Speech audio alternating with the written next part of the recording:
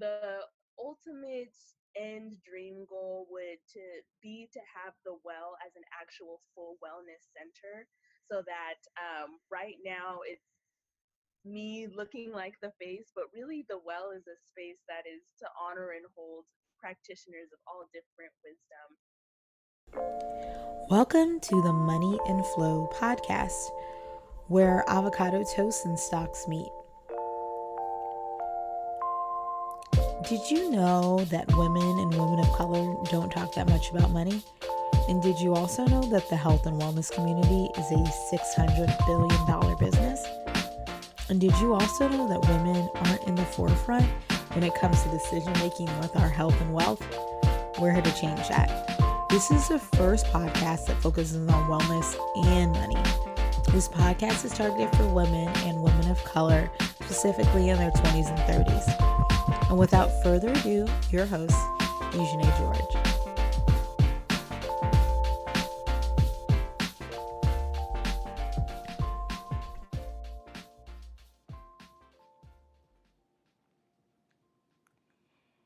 Hey, welcome to the Money and Flow podcast. This is your host, Eugenie George. Super excited that you're here.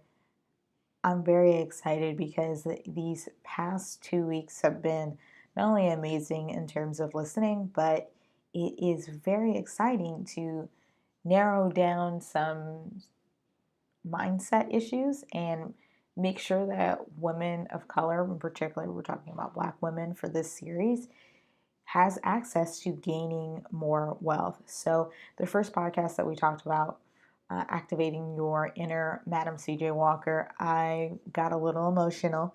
Some people said they heard me bang my fist on the table. I was very passionate about it because as of now, African American women are the fastest growing entrepreneur group. So I think that it's something that we should really talk about. How do we want to build wealth? How do we want to help our community? The last episode we had Kala Lacy on, and we talked about financial mental health and what that means and the importance of getting therapy and how much is that going to cost and the budgeting behind financial therapy. And I just had a great time talking to Kayla. And in the next portion of the podcast, we're going to still talk to her, but we're going to do it in a very different way. One of my favorite podcasts, which was only a mini series that came out when Elizabeth Gilbert had her Big Money or Big Magic book. And for some of y'all who have heard or read Melissa Gilbert, she is an amazing author. She wrote Eat, Pray, Love. Some of y'all have had your Eat, Pray, Love experiences. I know I have. And she really forces people to think outside the box when it comes to thinking. So a couple of months, actually a couple of years ago, she came up with a podcast called Big Magic. And what she would do is she would take a special guest or she would take one of her friends who was considered to be an expert in their field, and then she would pair them up with a novice, someone that's new and wants to do something in creative writing or wants to do something with painting. She paired up a bunch of folks and put them in the same place so they can actually talk and strategize of how they can build up their career. So that's kind of what we're doing for this podcast as well. We're taking Kayla, who has a business called The Well, and she also has Bend It Like Lacy, which is her Instagram feed. She's doing really well, but she has paired up with Awalda, and we'll talk about Awalda next week. She is pretty amazing as well, but Awalda is her business coach, and so she's looking at different ways to level up. So we're going to talk about that in the second part of the podcast.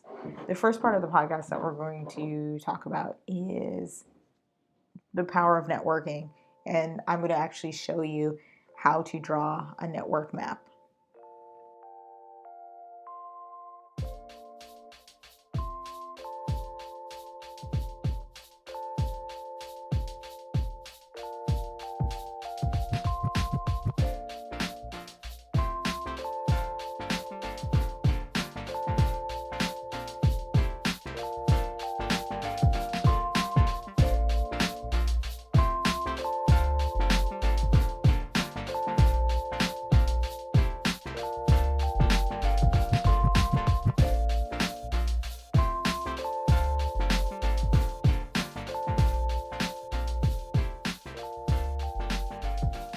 All right, so today we're going to talk about building a network map. For some of y'all, you're thinking, what the heck is a network map? I know it is kind of a new concept, but not really. When I was stuck in a rut about 8 years ago and I had my quarter life crisis, didn't know where to go. I was a teacher and I felt like I didn't have that much access to the next phase of my life. So I would say every month, my friend, shout out to Megan, she probably is listening to this, but and Megan and I would sit down at a Starbucks and we would just start saying, okay, what are the skills that we have? What are the skills that we want? And how can we talk to certain people or go to school or figure out different ways to do this next portion of our life? So Megan and I would kind of come up with some ideas. We kept saying, like, we know that tech is the next big thing. So we were trying to build a robot together and we were trying to learn about different engineering programs. We even went to Austin, Texas, and went to the UT department for computer engineering. So we really got into it. And it took probably about a year. But it's kind of funny because now that I look back at it within the past 6 years, my friend is a coder, and then I'm a business person, but my intentions are to start a fintech company for financial planning, particularly for millennial women. So it's very weird how that happened. And, we didn't even think that that was going to be a thing. But now looking in the long term, I know that eventually, because she's so good at coding at this point, we are going to come back around to it. So I know some folks are thinking, okay, how am I going to get out of this? Like, I need to make more money. I want to have kids, or I want to travel or make more time. There are very different and strategic ways to do certain things and attract the people that you want to attract. But you do have to kind of put a little bit of work in it. And it's not something that happens overnight. But I'm pretty sure most of the folks that are listening on this podcast know that. So I don't need to tell you constantly that you need to do X, Y, and Z. So I'm going to tell you a little bit about this network map. I'm going to tell you all the tools that I use. And then I'm going to tell you kind of the emails that I send and kind of the results that have happened. So a network map as a whole, just to break it down, it is either an Excel spreadsheet or a Trello, anything that you put down notes and you say, hey, I want to meet these people. I want to find out my dream influencers. I want to get into Access because I'm concerned or serious about moving into the next phase of my life. A lot of times the people that are who we are inspired by are not even in our industry, right? I mentioned earlier that Megan and I decided to go into tech, but we were teachers, so we didn't know anybody that was in tech. But it just so happened that there is an educational technology space. So I ended up getting this job called Learn Zillion. I worked for them for a couple of contract jobs while I was still teaching, and I was a coach for them. And yeah, that was like my first touch into what educational technology looks like, right? I'm still kind of working with teachers and educators, so I still have one foot in there. But then I'm also doing technology. So there are lots of other people that have done the same. If you listen to the podcast with Sarah Inez, she talks about that, and I'll make sure I put that in the show notes as well, how she was a journalist and moved into coding. So there are tons of different ways that you can do it. There's a CPA that's turning into a doctor. All of our skills are transferable, but there are a couple of things that we need to do in order to get to that place. So I used this Excel spreadsheet and I said, okay, let me write a list down of people that I want to contact. Now, ideally, it's like, who do you want to contact in the future? Some of them are really far-fetched people. Like, I think I wanted Oprah and Tony Robbins, and there are just a lot of other people that I said, okay, I want to meet these people. And some of those are pie in the sky, but some of them actually turned out to be real. Like, I actually regardless of how you feel about Tony Robbins, like I met him, and I also was like, they added me on LinkedIn. So people actually send me emails asking me, can I connect them with Tony Robbins? And it's like, no, I can't. But that does look really good on my LinkedIn. You know what I'm saying? So I wrote a list out of all the people that I wanted to talk to. And then I would go on LinkedIn or go on Twitter or go on Facebook, whatever your preference is, go on Instagram, some sort of social media feed, and find out specifically, what is this person doing? What is this person interested in? Who's in their level of influence, right? So I may not be super good friends with Tony Robbins, but the reason why I even think I was linked to them is because I was really interested in neuro-linguistic programming. And that's a study for understanding thought patterns. Let me tell you, there aren't that many black women that are gung-ho about NLP. So that does seem interesting. Like, oh, here is some girl who's interested in something that I'm interested in. So after that, I would just start adding people on LinkedIn that was within the realms of whatever I was interested in. If it was educational technology, because that was a career that I was interested in, and I did that for 2.5 years, I would literally Facebook ad, hey, we're in the same industry, or I'm trying to get into this industry. I think we would be good. I think it would be great to meet you on LinkedIn. Or sometimes there would be times where, like right now, I'm entering in the financial planning world. So I would find out all these certified financial planners, and I'll specifically look for people of color and women and say like, hey, we're in the same network, I'm interested in this. So I would write out a list of people that I wanted to talk to, and how can I be able to talk to them. So clearly, like once you start building out and looking at your network map, you're probably thinking that's a lot of people. Well, it did not happen overnight. The fact that I got into educational technology was, I stumbled upon it because I just kept searching for something different. I kept saying, well, what skills do I actually have? And then how can those skills be transferred? So if you're in educational technology, most of the time they're looking for teachers. They're looking for someone that knows something about education. So I just started going into the financial planning field last year. And one of the biggest things that I wanted to do is, I said by the end of the next year, which is now 2019, I said I want to be on every financial planning podcast that I possibly can be. And then I also want to stress out to financial planners the importance of diversity. Now that's partially a part of my business plan. Like I want folks to talk about gender inequality and diversity. So I want to be the expert in that. And then I also do stuff like this, which is like financial wellness and financial well-being. So I want people to know that I'm here.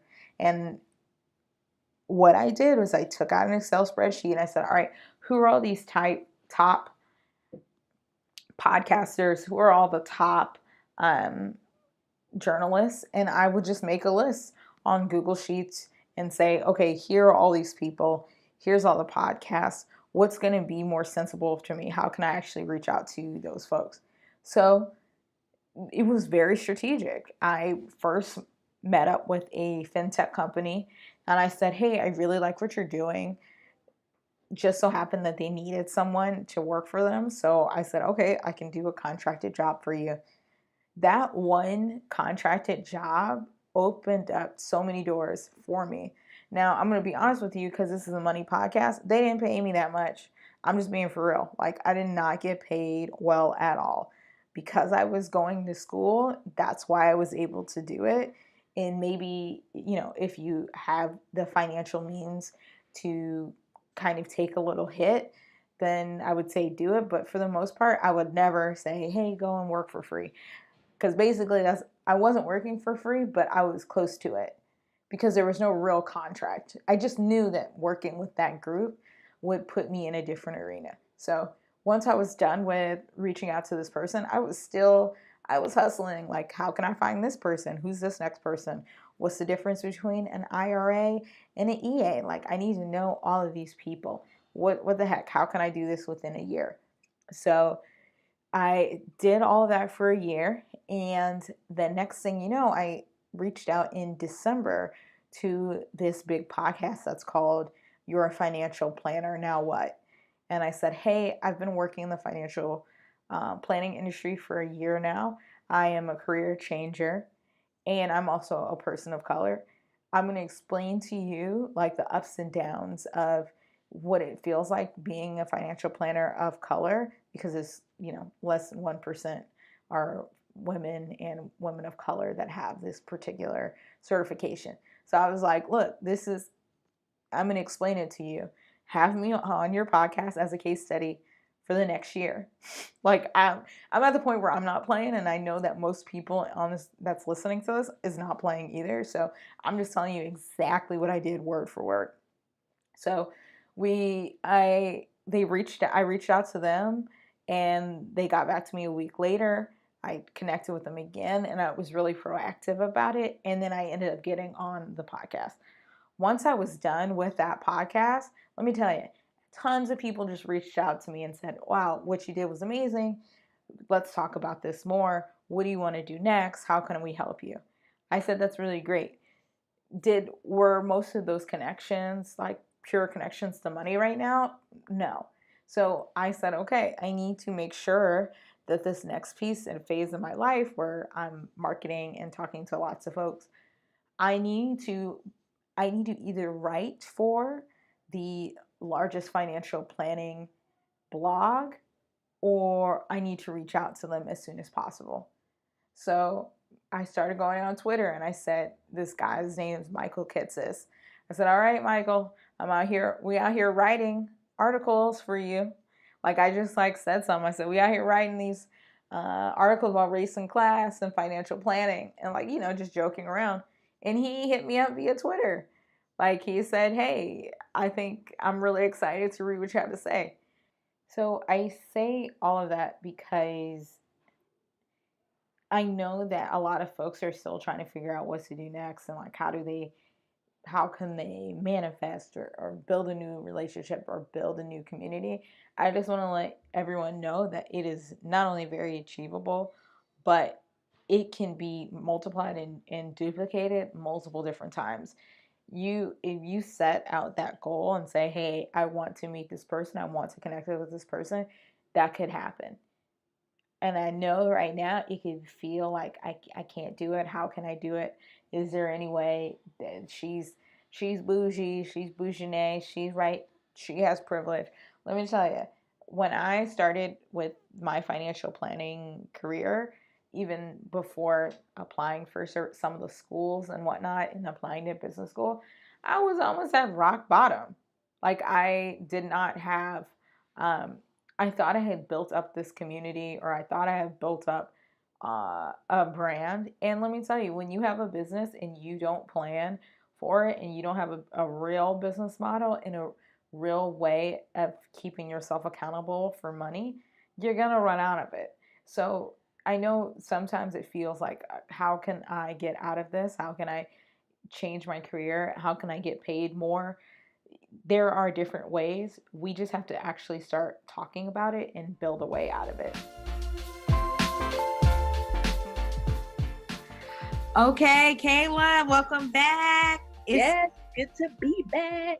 Right, it's our last part of our series. Well, second to last part of our Black Girl Money Mysteries. And I feel like there has been a lot of positive feedback with these guest co-hosts and you, and I'm just really excited about it. It just brings more awareness to financial wellness and mental health and why that's so important and how that affects our money. So I'm really happy to be back. Same. It's important conversation. I think that's why, even when I was listening to the podcast before getting to co-host, I was learning so much just through the honest conversation. So I feel like that's at least part of where the positive feedback comes from. We needed to be talking about these things. Yes, this should be part of our conversation so much that by the time we talk about money, we're past the emotional part. Like, Right. I was just talking to a financial planner today. Her name is Angela Moore. And I mean, if you have a chance to look at her Instagram, I'll make sure I put that on the show notes. Yeah. She is an African-American lady who is a financial planner, has gotten her master's in financial planning, which is like, that's a unicorn. And then also is like a financial educator. And Yeah. the whole conversation that we had was like, we talked a lot about entrepreneurship. We talked a lot about being okay with your money. She's like, money is money. It's an object. Your passions and everything, the money is going to fuel that. So we need to get everyone to a place where they just understand, oh, this is just money. This does not have to do with like my boyfriend or girlfriend like cheating on me or blah, blah, blah, because they bought a ticket to like Aruba. You know, I'm trying to say something real traumatic, but it's somebody, right? Like, Yeah. I've heard multiple stories where someone left their partner and went to somewhere else. Like, you never know. But I think it's a perfect time to talk about entrepreneurship and financial wellness in that sense, because right now, African American women are the fastest growing entrepreneur sector. And if you live in Texas, I've said this before, if you live in Texas, Texas is the #1 state for entrepreneurs. So for Black entrepreneurs, I did not know that. It's a huge community. And I would probably say it's mostly Dallas and Houston. But when I was in Austin, I started my business. Yeah. And the first person that I talked to was this woman named Kaynesha Grayson, who I also put down in the show notes. She does, she helps people apply to Ivy League schools, which was, I mean, to me, that was interesting. But the fact that she was throwing out numbers saying like, yes, you can make this amount of money, that's when my wheels started churning. Like, oh my goodness, like if I have a business, I can make my own money. That's crazy. Yeah. So I think we're really in a good space, but I do think we should talk about different pieces of what it takes to have a business.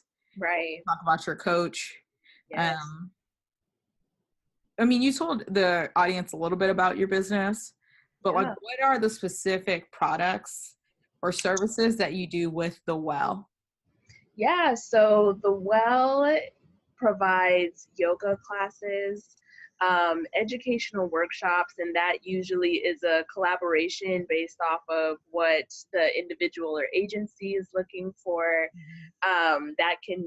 The workshops can be about education in terms of like wellness, holistic wellness, or even therapy. We've spoken with clinicians and provided info on like LGBTQ affirmative therapy and things like that. So that can range in that way. We also provide spiritual counseling and services. So that may be like tarot, or that's really individual. So if you're interested in that, that would be something that you would contact us to learn more about as well. And then also we're moving into a space where we want to support other entrepreneurs and small businesses to present the information that they have going on, and if we can partner and collaborate and provide a funnel so that what you're doing in other places and spaces can be seen. So also hosting both in person and online for other entrepreneurs and healers and practitioners as well. And yeah, from there, we usually are a mix mash of all of those different things, depending on who we're talking to. And that's what it looks like. Oh, and then of course our workbooks. That's something that you can get for yourself anytime, anywhere, to go on the Well, find different workbooks that are useful tools for different self-exploration purposes, and meditations as well that are free and online. Yeah, that's awesome. It is very rewarding to have the space to talk to folks about wellness, and to make it a financially viable thing is very yes, that's one also step at awesome, a time. right? You're doing your passion, but you're also making money. Yeah. That's great. So you also have a very unique position right now because you are in school still, so you're finishing up, correct? I actually just graduated in December. Oh, Yes, honey. We got those yes. letters at the end of our Yes, name. that's right. NFT. Yes. Congratulations. Oh my gosh. Okay, so this is perfect because I just was talking about Angela about this. She was like, look, people don't understand. It's like Black women right now are going out there, they're getting these extra degrees, they're showing Yep. up. So you Yep. just got this. So what are you thinking about? Do you have like a 5-year plan, a 3-year plan, a 1-year plan? Like what's like this big, what are these big, we used to call them in teaching when I was a teacher, BHAGs. What are your big, hairy, audacious goals? Aw. Yeah, it was real ambitious stuff. Yeah. Yeah. So that's part of the reason why I have a coach, to really help me solidify what these BHAGs or these big goals are going to look like. So the ultimate end dream goal would to be to have the Well as an actual full wellness center, so that right now it's me looking like the face, but really the Well is a space that is to honor and hold practitioners of all different wisdom. So eventually that's going to be in a physical building, a place where you can go and take yoga classes and workshops and all these great things. And within the next year, right now, we're really working on solidifying the relationships in the community that are necessary to make these different goals happen, to make sure that we are connecting to the communities locally and nationally that are important. That looks like being really intentional with partnerships, collaborations, really getting a handle on these revenue streams, Right. and yeah, really tangible things like that. Okay. So yeah. So you have, this is where the financial planner in me takes. Yes. So you have like, so as a whole, you want like a center, right? There's a Yeah. center where the next 5 years you actually physically have an office and that there are different spaces. Yep. So when you're talking about partnerships, are you thinking corporate partnerships? Are you thinking doing like a corporate wellness? Are you thinking about, because I know you said that there was entrepreneurship, or are you thinking here's our workshops, if you're a nonprofit, if you're this is how much it costs, and uh, take it or leave it. So what are your thoughts behind what you're gonna do next? Yeah. Well, for the actual next step, it's corporate wellness I've actually been thinking about, but I can't speak on that for real because I haven't really sat down with it and put it on paper. But in terms of connecting with other therapists, other yoga teachers who service different populations, so whether that's connecting to LGBTQ, to women, to men, to allies, to larger bodied folks, differently abled, disabled communities. It looks like connecting with them to provide right now really singular events and workshops and things like that. And with a physical space, then that would be a way to have individuals or corporations, agencies to come in and to connect with. It'll likely be in Los Angeles because that's where my heart's at. So to be able to come in and to provide holistic wellness for the LA community. Okay, so my wheels are churning now. So does that mean that you would be, oh, here's a great question, if who is the influencer that you see that person and like that's it, like whoever this person is, they have it. Is there an influencer that's like really letting all your ideas kind of percolate? Is there are definitely folks who are doing work that I look up to. So Adaku Utah, she runs or is the director, I should say, of Harriet's Apothecary, which is a Black, Indigenous, people of color, queer, trans run wellness space based in New York. And actually, when I was first kind of coming into myself as a community-based healer, she was someone who I really respected and admired the work that she's doing.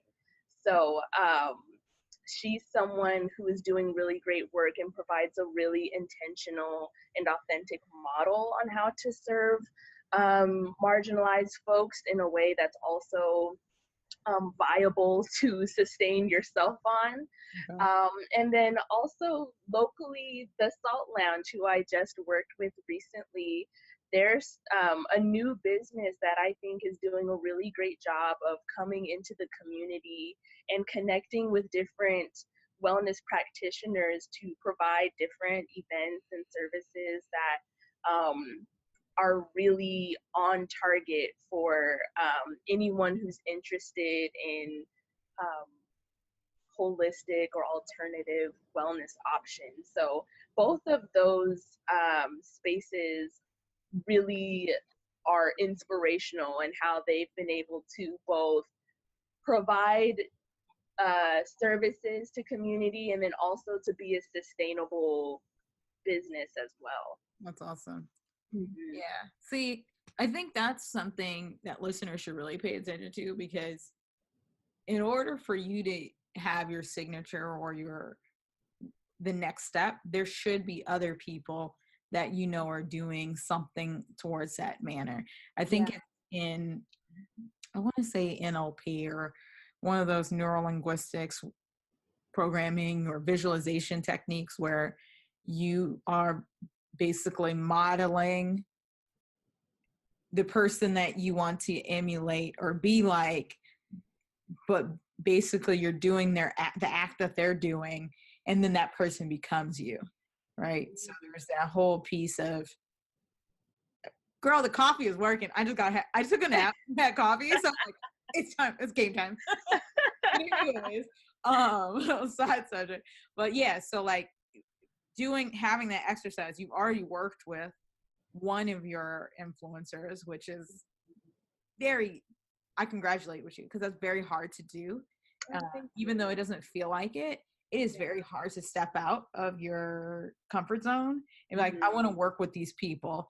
I'm going to do this. And then it happens. Right. So my next question is, have you reached out to the director of the Periods of Apothecary? You talked to her yet? Yeah, of Harriet's Apothecary. I have not. I don't think I've actually spoken with her since the first time I kind of like, as a little seedling, got to see her.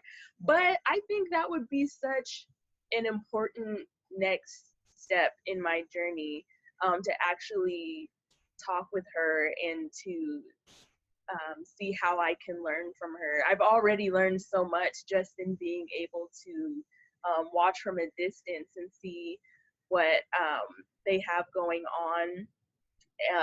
So man, that's definitely the next step, because with the Salt Lounge, I went in for my birthday as a customer, and I ended up talking with the owners there, Wes and Tanai, shout out Wes and Tanai, and I let them know, like, oh, well, I'm a therapist, I'm a yoga teacher, I do those things. And by putting myself out there like that, we were actually looking for each other. So it was very much divine timing. And they were like, oh my God, we had just been saying we wanted a woman of color yoga teacher, so this is perfect. So I highly encourage, like, the worst that somebody can tell you is no. Right. And let them tell you no. Don't tell yourself no and not ask, you know? Yeah. Oh, and also understand that the word no also means not yet. The fact that you may be feeling like, oh, I can't do this. And I mean, you and I have talked about this in private. Like, 3.5 years ago, I said, okay, I'm going to start a business. Was like on point with money, cash, ran out of all that money, like Yeah. blew it out of the park. Mm. And I remember applying for all of these people, like, I mean, the daily ups and downs of being an entrepreneur, the daily ups and downs of being a student, the Right. constant push, and it is a grind right now. Mm-hmm. The hearing the no, no, no, no, no, no, no's all the time. You Right. just have to keep saying like, oh, that just means it's not for me right now, and we're just Yeah. gonna keep moving forward. Yeah. Because I mean, now I'm at the point where it's like now there's a whole vision and a movement, but it has literally taken like everything pulled away from the rug pulled away from me, and that Mm. just being like, well, you know what, if I need to talk to whoever I need to talk to get to where I need to go. Because at Yeah. first there was a lot of timidness, like, okay, you know, like I'm really new, I'm really shy. But now it's like, I don't have time. Like I need to talk to this person, I need to go Yeah. here, I need to, like, there is a whole plan. And I want to make sure, I think in this particular episode, make financial planning accessible for women of color, period. Right? Period. You know, it's like no one knows what financial planning is. I'm going to tell you what it is. And if somebody tries to say like, oh, you don't know anything, you know everything. You have everything in your power to handle that. So important. Right? But Yeah. it came from, how come people telling me that I wasn't going to do it? I couldn't do it. Like, that's not going to be a thing. Like when guys are like, you know, that's a really lofty goal, but I don't, because a lot of guys talk like that. It's a really lofty usually, I just don't think the money's there. You go like, no, that's not real. So finding the people, I found Rianka, I found Angela, I found all the women of color that are financial planners. Yeah. And I have connected with them and just Right. be like, okay, these are my ideas. They're really big, you know? So how can we make that happen? So I think that's really great. And I think I had this really weird inkling that once you talk to the Harriet of Apothecary, Mm-hmm. she's probably going to see your Instagram. And she'll probably be like, oh, snap. Like, oh, okay, let's do a partnership, blah, blah, blah. Is Yeah. it for periods or Harriets? Harriet. It's Oh, found it. No, it's okay. Because yeah, you have to be I'll look it up. Let me look. I'm gonna right. look it up. Let me get Harriet's back to that. Apothecary. She co-founded it. Adafu co-founded it with Harriet Tubman. Harriet Tubman is a really important part of their entire framework. So Right. that's also why I think she's so dope. Like she comes from such a spirit-centered place, which I'm also all the way about. So Ooh, I feel it. dope. Yeah, they're all dope. Yes, I'm about that. Okay. So the last question I have for you, getting a business coach.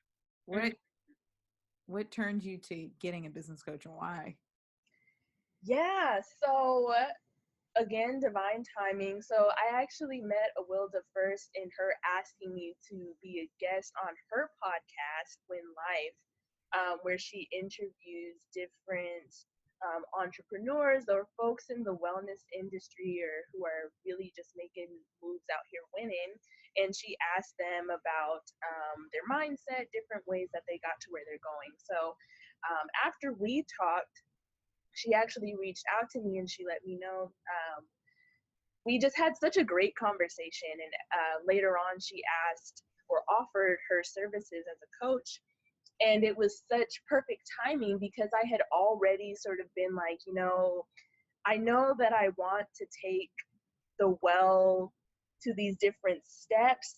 I don't know what exactly that looks like, and I don't know where the funds are going to come from for me to talk to someone who can help me out. So she was able to make her services really accessible to me, and she helped me to break it down. I had already had an idea of where I'm trying to go, and she helped me to be like, okay, well, if you want to make it a reality, here's some things that are going to help you. And then again, you as the client, it's up to you to do the work. So in working with her, that's how I developed a business plan. That's how I got an idea of creating a voice for the well, because that was a whole process I didn't even know of, like my personal Instagram versus my business Oh yeah, Instagram. it's Yes, so child. real. And it's like I don't think people understand the intricacies of who you Hmm. are and who your business is. It is not the same person, and I think we all get kind of in that trap of like, oh, okay, this is who I am. No, unless you yourself are selling talks, like speaking, Hmm. Yeah, you have to separate the two. you Uh, have to separate the two. So yeah. she really helped me out with that. And the thing that I also love about her work is that as along with like the business, the materials, she also helped me to really sit with like the different limiting beliefs that I had. Mm, And I'm still working through, right. because I came into this, and that's the reason why I love your work of making financial planning accessible, because I really was like, I'm just too small. Nobody around me does this.